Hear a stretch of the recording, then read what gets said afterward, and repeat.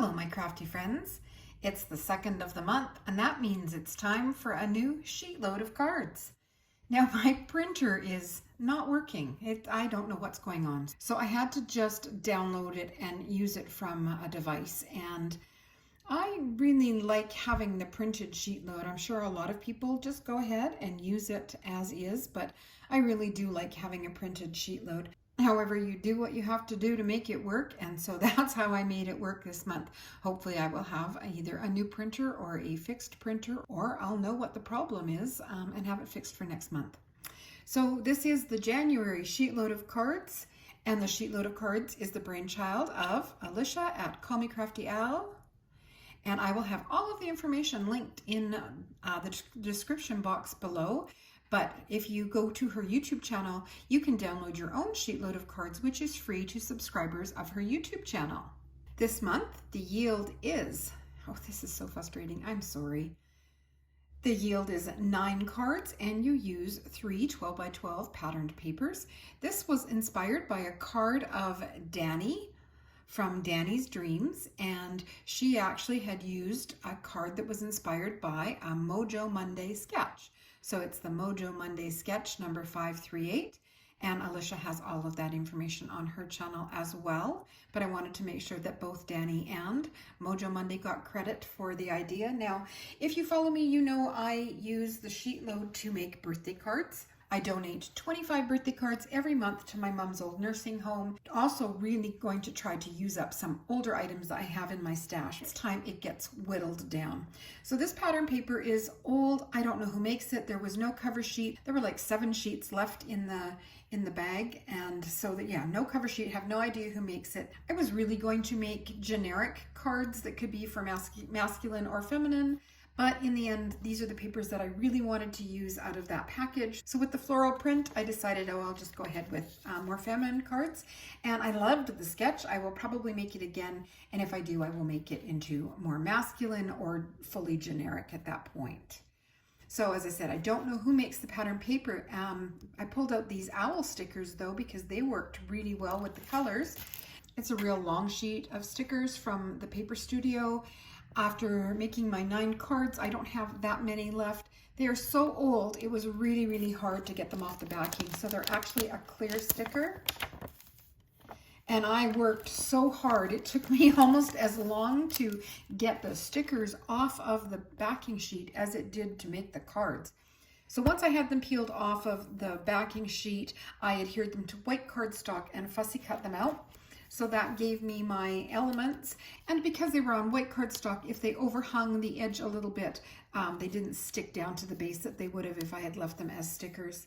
I included the 3 little gems that are on the sketch, but I put them in different places depending on how it all worked out. So how I make my sheet loads is I do all of the cutting. I love assembly lines, so I do all of the cutting, and then I do all of the assembling other than my decorative element. So I have my pattern papers matted and in the groupings and adhered to white card bases or whatever color card base I'm using. And then I decide what I'm going to put on the front, but that's usually the last thing I come up with. So that's when I went stash diving, found the owl stickers, realized how well they worked, and then peeled off 9 of them and added them to the white cardstock. So I did use the right size square that's included on the sketch. The stamp is from Your Next Stamp. It's from their new llama set, and I just used my mini Misty, and that made stamping all 9 of them really easy. And inside I used a Divinity Designs sentiment. Everything that's available is linked on my blog, which is in that description box below. And I chose to use a pink ink. I used Catherine Pooler inks. This one is Party Dress. Now these little stickers here, while I could use gems, the residence cards are hand delivered to them, so I don't have to worry about bulk. I didn't want anything that maybe the residents could pick off. I just didn't, I wanted them to be secure and safe. So here's the stickers that I used. I've had these for at least 3 years. I got them from Amazon.com when we were visiting Arizona. They were not available in Canada, and they had a nice variety of colors, and I have checked Amazon.com and they are no longer available. But if you are able to shop at Dazzle's, you could probably find them there. So nice variety of colors, and you can see how I have the white backing sheet. This is how the stickers come with this with the full sheet on it, and all I do is peel this backing sheet off to make it much easier to get to the stickers. So this gets peeled off. I saved them for a long time because I've been using peel-offs for many years, and I would save those sheets for a long time, and finally I had a big stash of them and didn't know what to do with them, and they ended up in the trash. So I don't try to save them now unless I know I have an actual use for them. Just that's how I make it much easier to peel off these stickers. And I liked that they came in 3 sizes. I've also ordered some from Stamp On It,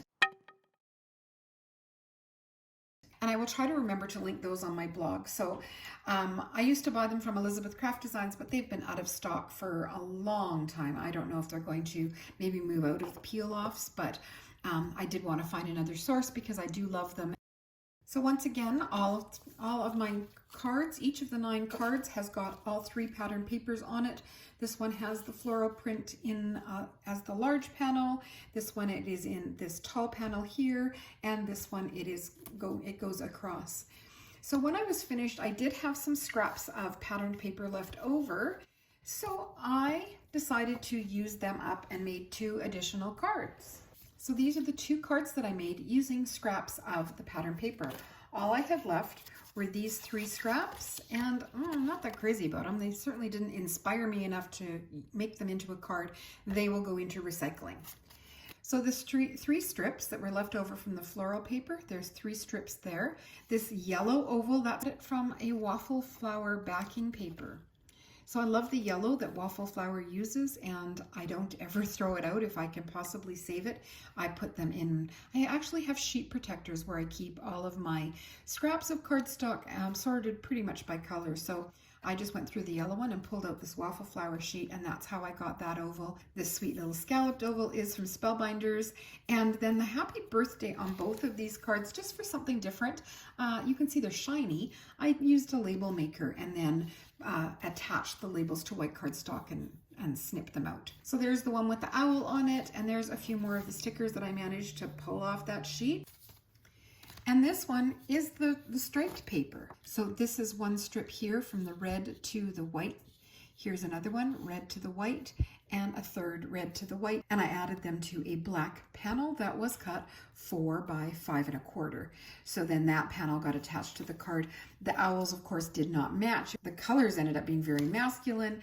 So I went through, again, my stash, and I found a sheet of stickers and just added that, and then outlined the sticker with a black Sharpie marker. I used red stickers and then a sentiment inside with red ink. So 11 cards made ready to donate to the nursing home. Again, I apologize for not having a paper sketch that I can show you. I will have to come up with something different for next month, but for now I have all cards ready to donate to my mom's old nursing home. I know Alicia is changing things up for 2022, and she's going to have a hashtag for us to follow. So however she wants the collaboration team to list it, I will have it in the description box below. Check it out and follow along. It's so fun to see how everyone interpreted the sketch and the cards that they made using the colors of papers that they chose, as well as what embellishments they used.